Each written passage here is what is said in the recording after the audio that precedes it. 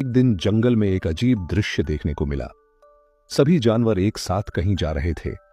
हाथी ने हैरानी से पूछा, क्या बात है जंगल वालों, तुम सब एक साथ कहां जा रहे हो? जवाब आया कि हम सब शेर सिंह के दरबार में जा रहे हैं। शेर सिंह की तबीयत बहुत खराब है, इसलिए हम उसका हालचाल पूछने जा रहे हैं।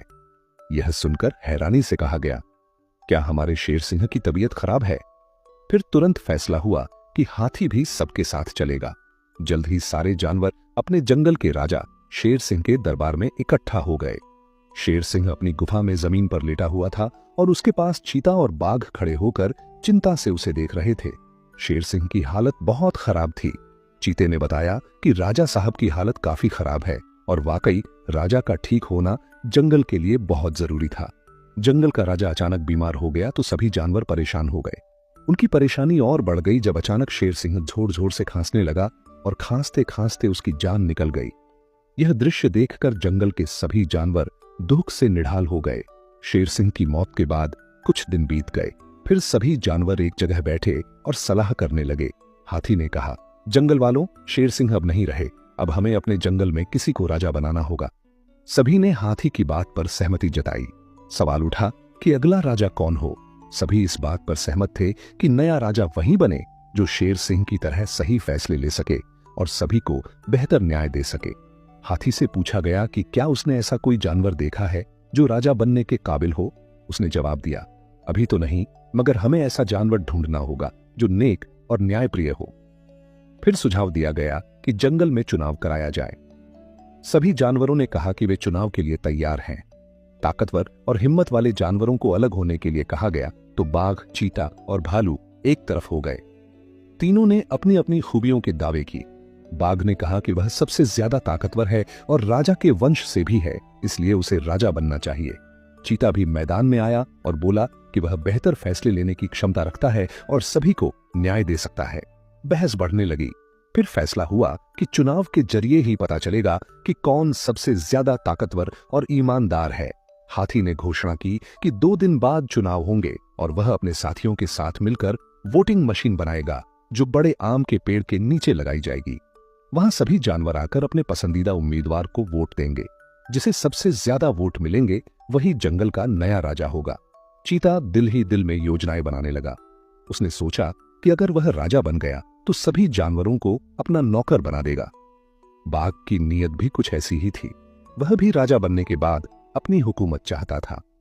दोनों ने अलग अलग वोटिंग मशीनें बनाई जिनमें ऐसी सेटिंग की कि बटन कोई भी दबाए वोट उन्हें ही मिले। शाम होते ही हाथी ने अपने साथियों के साथ ईमानदार वोटिंग मशीन बना ली। चीते ने अपने इलाके में अपनी सेटिंग वाली मशीन तैयार की और बाघ ने भी वैसा ही किया। दोनों ने सोचा कि वे इसी तरीके से राजा बन जाएंगे। उन्हें यकीन था कि प्यार और जंग में सब कुछ जायज होता है।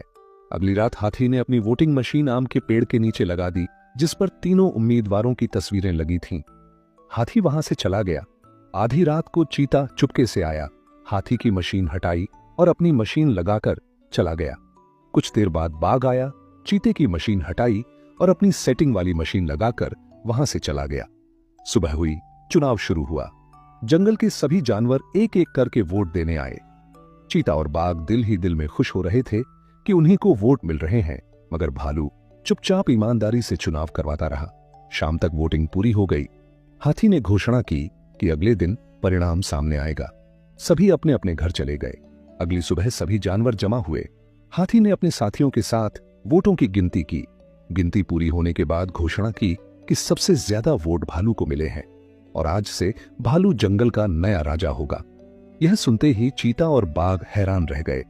चीता बोला, भालू राजा कैसे बन सकता है, जबकि वोट तो मुझे मिलने चाहिए थे क्योंकि रात को मैंने मशीन बदली थी। तब बाघ बोला, मशीन तो मैंने बदली थी ताकि सभी वोट मुझे ही मिले। दोनों अपनी चालाकियों का कबूल कर बैठे। सभी जानवर हैरान रह गए कि दोनों ने वोटिंग मशीन में छेड़छाड़ की थी। हाथी ने स्पष्ट किया कि वह सब जानता था क्योंकि उसने खुद इन दोनों को मशीन बदलते देखा था। इसलिए वह दोबारा आकर असली ईमानदार मशीन लगाकर गया था। उसी ईमानदार मशीन के अनुसार भालू को सबसे ज्यादा वोट मिले थे और वही राजा बनने के योग्य था। हाथी ने कहा कि जंगल के लिए हमें नेक और ईमानदार राजा चाहिए, न कि चालाक और बेईमान। फिर उसने भालू को राजा घोषित कर दिया। सभी जानवर खुश हो गए, लेकिन हाथी ने आगे कहा कि धोखा देने वालों को सजा मिलनी चाहिए, इसलिए अब फैसला नए राजा पर छोड़ दिया जाता है।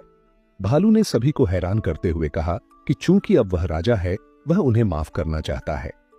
वह चाहता है कि उन्हें सुधरने का मौका दिया जाए। चीता और बाघ दोनों शर्मिंदा हो गए और भालू से माफी मांगने लगे। भालू ने कहा कि खुशबू से ज्यादा पसीने की खुशबू अच्छी होती है और अब वह चाहता है कि दोनों ईमानदारी की जिंदगी बिताएं। दोनों ने वादा किया कि आगे कभी जंगल को शर्मिंदा नहीं करेंगे। यकीनन किसी ने सच ही कहा है, बुराई कभी जीत नहीं सकती और अच्छाई हमेशा चमकती रहती है, चाहे वह कितनी ही अकेली क्यों न हो। जंगल में राजा भालू के न्याय से सभी खुश हुए और फिर सभी ने मिलकर खुशी खुशी अपनी जिंदगी जीनी शुरू कर दी।